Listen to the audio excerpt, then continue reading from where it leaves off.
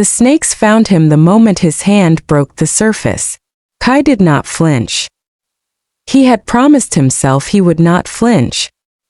He pressed his hand deeper into the black stone basin while the snakes coiled up his wrist and bit down hard enough to make his vision blur. And he kept his jaw locked and his eyes forward and his hand exactly where it needed to be. Around the basin 20 other students watched. Their trials were already done. Their water had run clear, blue for speed, gold for strength, deep crimson for power. They were already calculating their futures. Kai's water did not run clear. It thickened. It darkened.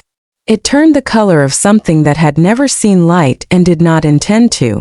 Elder Sov, the ceremony master, a woman who had conducted 10,000 trials without surprise, went completely still. She stared at the basin. The entire room stared at the basin. "I have seen this once," she said quietly. 300 years ago. Nobody asked what happened to that person. Nobody needed to. The next morning was worse. Every student in Kai's year stood before their beast egg on a stone pedestal in the egg hall. Soren Vale's egg pulsed deep crimson. Hot, alive, already radiating heat from 3 feet away. Students crowded around it like it was a fire on a cold night. Vesselorn's egg shimmered dark silver, cold and beautiful and promising something fast and devastating. Kai's egg was gray. Not silver gray. Not ash gray. Just gray, the color of something that had given up before it started. He thought about his father working double shifts for 3 years. His mother selling his grandmother's jewelry. The egg vendor who had almost apologized. It has to be something, Kai told himself. It has to be.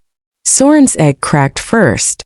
A crimson salamander emerged, scales like molten gold, already the size of a large dog, heat rolling off its body in waves. The hall erupted. Even Elder Sov looked impressed. Then Kai's egg cracked. A small gray cloud drifted out. No fangs. No scales. No heat. No light. Just a soft formless drift of gray spores blinking once, twice, with the faintest possible glow, like a candle someone had already blown out. The hall went quiet. Then Soren laughed. Then everyone laughed. Elder Sov examined the cloud for 30 seconds with the brass instrument. She lowered it. She looked at Kai the way doctors look at patients before bad news. "The gray drift," she said. "Weakest classification in recorded history. No compatibility. No evolution path." She paused. "I am sorry." Kai looked at the little gray cloud floating above his empty shell. The cloud blinked at him. He named it Drift. Outside the hall, Soren found him before he had walked half a block. Glowing mushrooms had pushed through Kai's scalp during the ceremony. Small, luminous, pulsing in the same rhythm as Drift. They were strange and oddly beautiful. Soren called them a fungus garden. He made sure everyone nearby heard. Kai walked home without a single word. His parents had decorated the front room with paper lanterns. His mother had cooked his favorite food. His father had found a bottle that clearly cost more than it should have. They were both smiling with the full force of people who had decided to mean every word they were about to say. "You survived," his father said. "That is enough for today." "The mushrooms look wonderful," his mother said, and she meant it. Later his father told him about the hollow bloom, a flower deep in the Ashveil Wood, ancient and legendary, found once by his father years ago when Kai was 3 and dying of fever. Kai had swallowed it somehow and recovered overnight when the doctors had given up. His father called it a miracle. He called Kai his miracle. Kai listened to every word. He looked at Drift floating in the lantern light. He had a plan. He was at the Ashveil Wood tree line before dawn. The forest was alive in ways the city never was. Light coming from below as much as above. Plants tracking his movement. Something large breathing nearby since the moment he crossed in. Drift hovered at his shoulder and blinked in a rapid pattern that matched the pulse of the glowing plants around them exactly. Drift was talking to the forest. Kai had no time to process this because the veil stalker dropped from the branch above him. It was human-sized and completely still, and its eyes were bending the light around it into something that pulled at the edges of Kai's thoughts like fingers trying to open a door in his mind.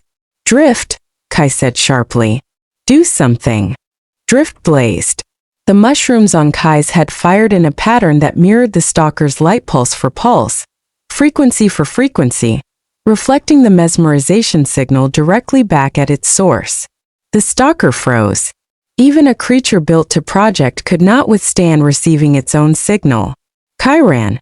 He did not see the pit. 30 feet down, stone chamber, bioluminescent moss on the walls, Veil's stalker landing beside him 3 seconds later.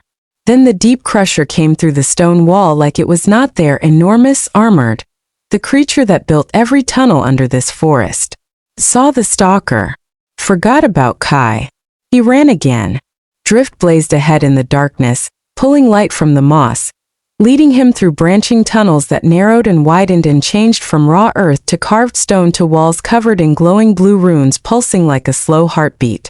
He came out into an ancient chamber. Roots everywhere. Runes everywhere.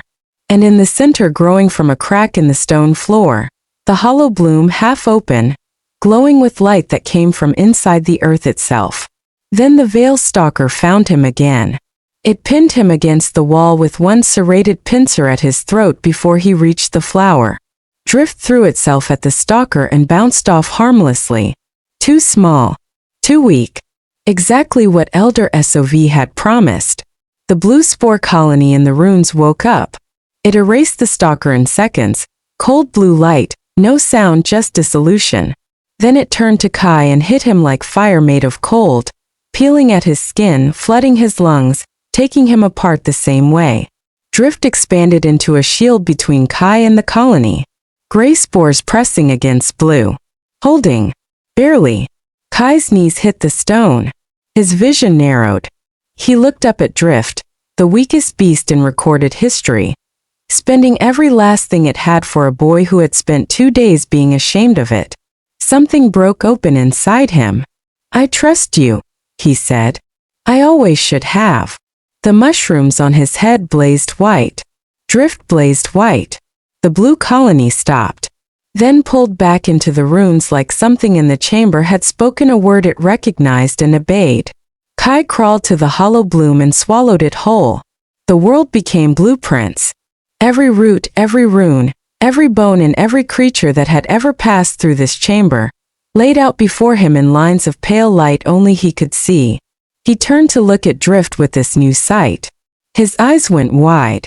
He did not say what he saw, but his expression said everything, stunned, disbelieving, the face of someone realizing the joke had been on everyone else the entire time.